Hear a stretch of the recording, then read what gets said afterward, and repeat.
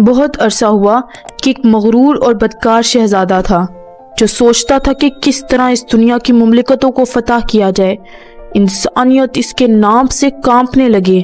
اس کے سپاہیوں نے قتل و غارت مچائی، کھیتوں اور غلوں کو روند ڈالا، غریبوں کو آگ لگا دی جن کے شعلوں سے درختوں کے پتے جل گئے، کالی جلی ہوئی شاخوں پر لگے پھل بن گئے، کئی ماؤں کی گودیں اجڑی۔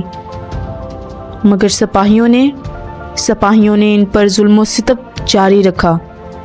وقت کے ساتھ ساتھ اس کا دائرہ اختیار وسیع ہوتا گیا، یہاں تک کہ لوگوں کو اس کے نام سے خوف آنے لگا۔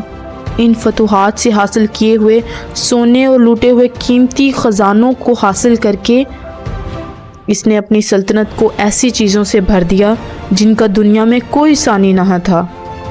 اس کے بعد اس نے محلات اور عمارتیں بنوائیں جن کی چمک دمک دیکھ کر لوگ کہتے، واہ، یہ تو عظیم شہزادہ ہے۔ ایک لمحے کے لیے بھی انہوں نے نہ سوچا کہ اس ظالم نے قتل و غارت مچا دی اور تمام دنیا میں بربادی پھیلائی۔ انہوں نے کبھی ان مظلوموں کی آہیں اور سسکیاں نہیں سنی جو تباہ کردہ شہروں کے ملبوں سے اٹھتی تھی۔ جب شہزادہ اپنے سونے اور جواہرات کو ان عالی شان عمارتوں کو دیکھتا تو وہ بھی ان لوگوں کی طرح سوچتا، واہ، میں تو عظیم شہزادہ ہوں، لیکن میرے پاس اور بھی زیادہ سونا ہونا چاہیے تاکہ کوئی بھی میری برابری نہ کر سکے۔ چنانچہ اس نے جنگیں لڑی، دوسری سلطنتیں فتح کی، ان شکست خوردہ بادشاہوں کو سنہری زنجیروں میں رتھ کر کر اپنے ساتھ گھسیٹا۔ مغرور اور بدکار شہزادے نے اپنے مجسمے تمام عوامی جگہوں اور محلوں میں نصب کروائے۔ وہ تو شاید مذہبی جگہوں پر بھی اپنے مجسموں کو نصب کرواتا، لیکن وہاں کے مولوی نے کہا، شہزادے آپ عظیم ہیں مگر خدا آپ سے بھی بڑا ہے، اس لیے ہم آپ کو حکم نہیں مان سکتے۔ بدکار شہزادے نے کہا، اچھا، اگر ایسا ہے تب میں خدا کو بھی فتح کر لوں گا۔ اور پھر اپنے تکبر و غرور اور گمان سے یہ حکم دیا، ایک ایسا جہاز تیار کیا جائے جو فضا میں اڑ سکے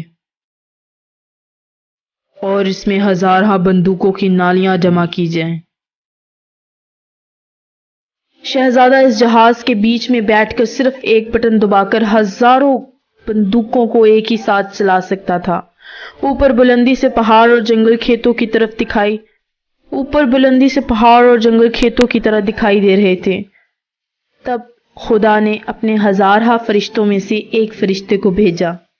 بدکار نے فوراً ہزاروں گولیاں چلائی، مگر وہ سب فرشتے کے چمکیلے پروں سے ٹکرا کر برف کے اولوں میں تبدیل ہو گئے۔ ایک بوند خون کی فرشتے کے پر سے ٹپکی اور جہاز سے ٹکرائی۔ جہاز تیزی سے زمین کی طرف گرنے لگا اور پھر اسے بادلوں نے گھیر لیا۔ یہ بادل شاید ان شہروں کی آگ کا دھواں تھے جن کو شہزادے نے جلایا تھا۔ ان بادلوں نے ایک عجیب ہیبت اختیار کر لی۔ شہزادہ جہاز کے اندر نیم مردہ پڑا تھا۔ آخرکار جہاز گر کر جنگل کی گھنی شاخوں میں الجھ گیا۔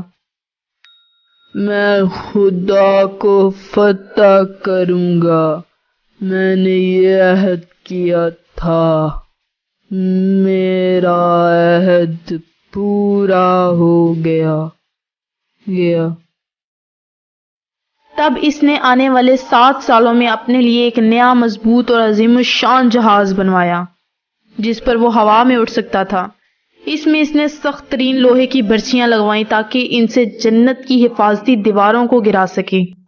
اپنے مفتوحہ ملکوں سے اس نے اتنی جنگجوؤں کو جمع کیا کہ اگر وہ شانہ بشانہ کھڑے ہوں تو میلوں لمبی دیواریں بن جائیں۔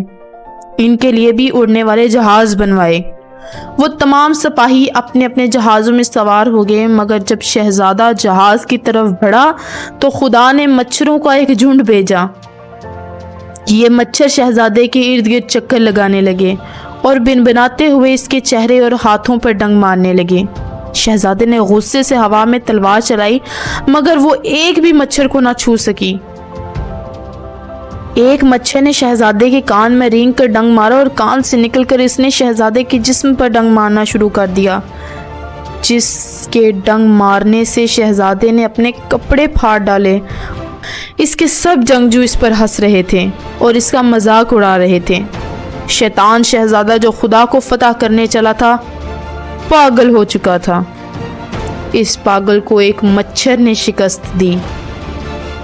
اس کہانی سے ہمیں یہ سبق ملتا ہے کہ خواہ ہمیں دنیا میں کتنا بھی عروج حاصل ہو جائے، لیکن اللہ سب سے طاقتور ہے۔